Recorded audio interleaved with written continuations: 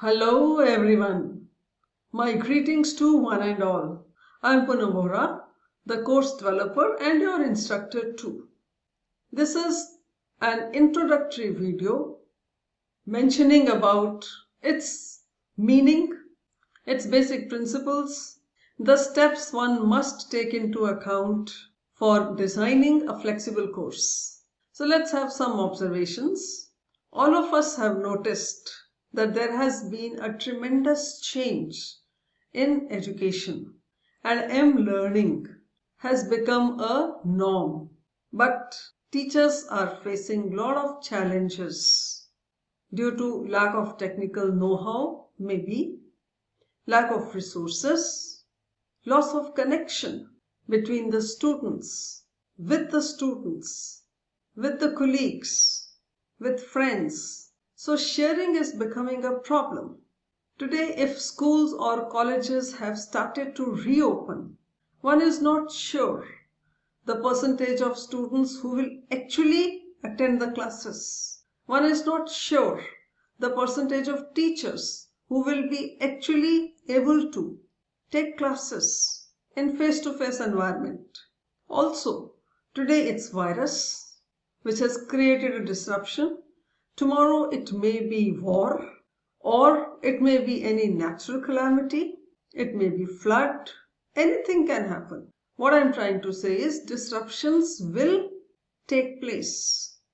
So one has to be prepared, not only for today, but also for future, to adapt to these changes and have a mindful teaching practice so that such a course is being designed and delivered which can take care of all these disruptions.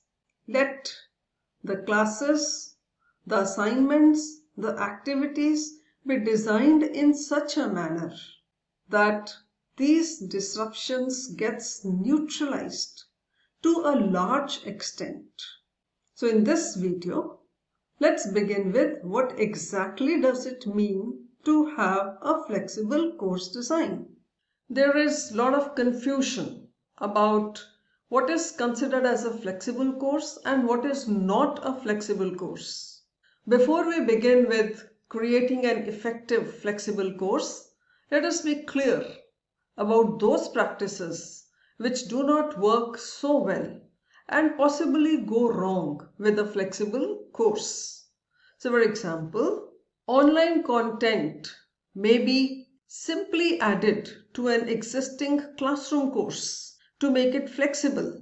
This is not flexible because by doing so, one ends up having a course and a half. If anyone takes a complete course, there may be too much of a content, too many assignments, which will be very frustrating for the already overwhelmed students.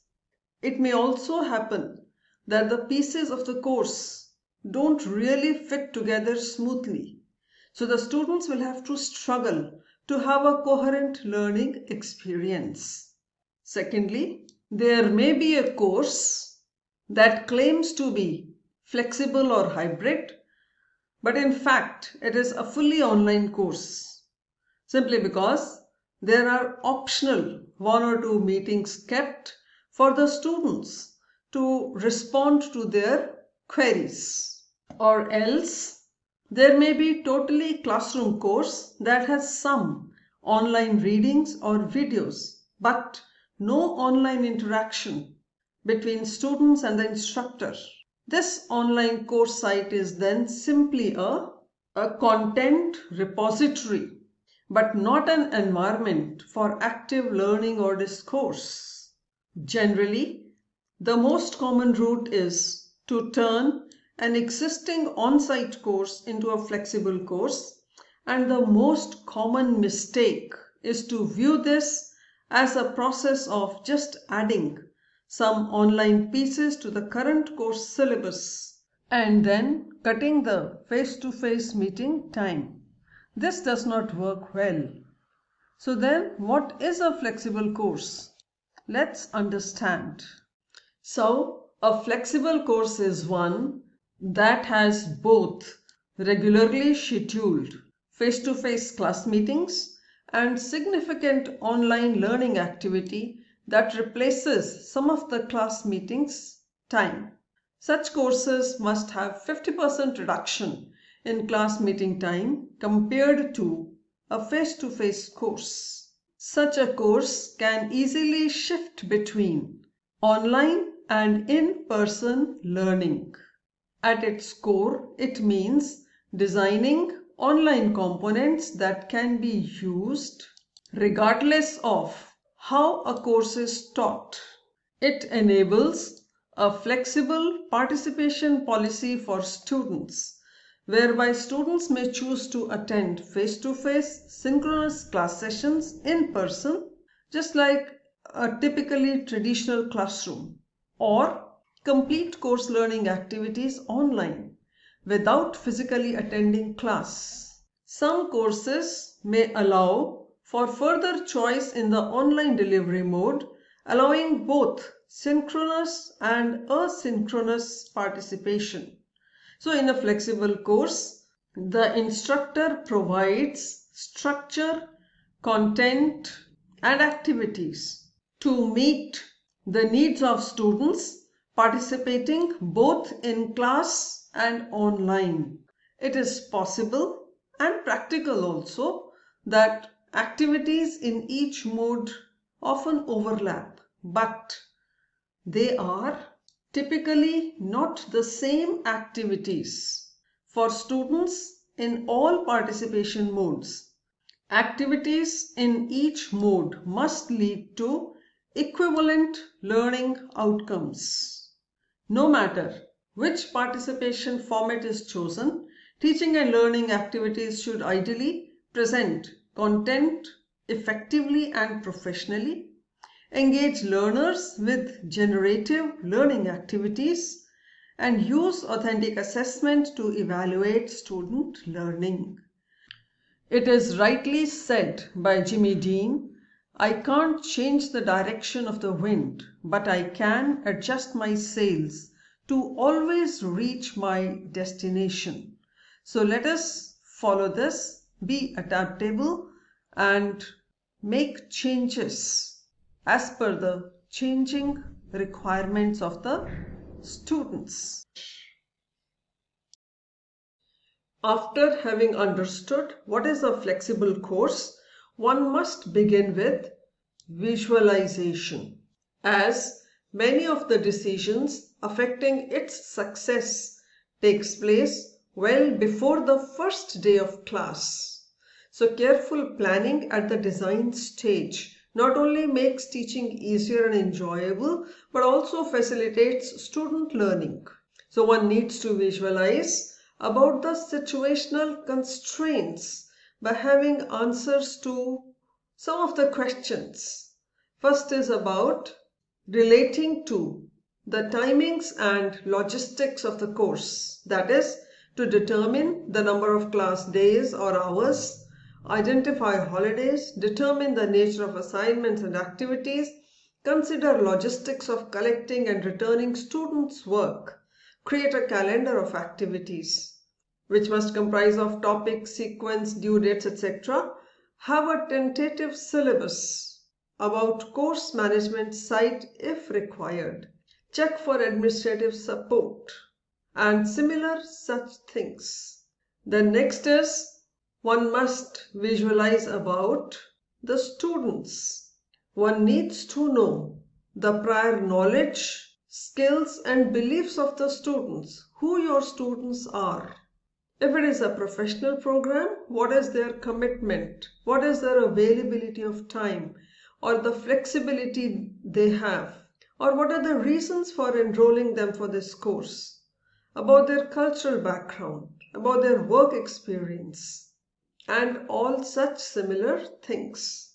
Then one must visualize about aligning the learning objectives, assessments, and instructional strategies. These components must be aligned, otherwise many students will focus their effort on activities only that will lead to good grades on assessment rather than focusing their effort on learning, which is more important. By doing so, though the students will earn passing grades, but they will not really master the material at the desired level. So, alignment of objectives, assessment, and instructional strategies is of utmost importance simply because good learning takes place, which will automatically be followed by good grades. Once these three primary components are identified, though provisionally, then one needs to visualize the course structure, that is, choice of topics, organization, and sequencing of the course content. For deciding an effective teaching strategy, you need to think about what you want your students to be able to do when they leave the course. That is, you need to visualize about how to start working backwards. And finally, create a schedule for the course. I hope these are the basic aspects that one must visualize before designing your course. Before designing a flexible course, certain principles must be kept in mind. First is that alternative participation modes must be provided to the students to enable them to choose between different participation modes on weekly basis or maybe on daily basis. It will provide flexibility to the students to complete their course activities. Secondly, learning activities must be provided in all the participation modes. As one can notice that online learning experience may turn out to be relatively less socially interactive in comparison to a classroom-based discussion activity. And students must be challenged in both modes to reflect upon their learning content and contribute to discussion or interact with the peers. So care has to be taken that equivalent learning experiences must be provided. It will then lead to equivalent learning outcomes. And this is one of the greatest challenges in designing a flexible course. 3. By providing learning activities in all modes of participation, whatever artifacts have been created can be utilized and are useful for all the students. What I'm trying to say is that video recordings, discussion transcripts, presentation files or handouts, or any other form of representation that was created during in-class activity can be useful for both classroom students as well as online students, as they can be shared with online students. Similarly, all activities which are completed by online students like chats, asynchronous discussions, file postings, peer review, etc., can be shared with the students in the classroom participation mode. All these artifacts may become a perpetual learning resources for all the students in the present course as well as for all future courses.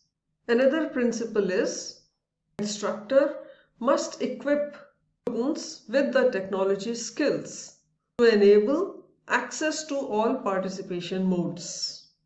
Alternative participation modes are not valid if students cannot participate in class activity or any other mode. If a student is not physically capable of attending class, then in-class participation is not an option for that student. If a student does not have convenient or reliable internet access, then online participation may not be a realistic option for that student. So students need the technologies, hardware, software, network, and also skills in using technology to make such choices about participation modes and completing their learning activities. Although one may feel it is unattainable for all, still, equitable access is an important goal to strive to achieve. With this, the presentation comes to an end, and I'm sure you have a considerable idea about a flexible course design. So we shall meet on 15th of April on the Zoom meeting to begin with the course designing. Till then, keep reading, keep learning, keep exploring, keep enjoying. All the best to each one of you. Thank you.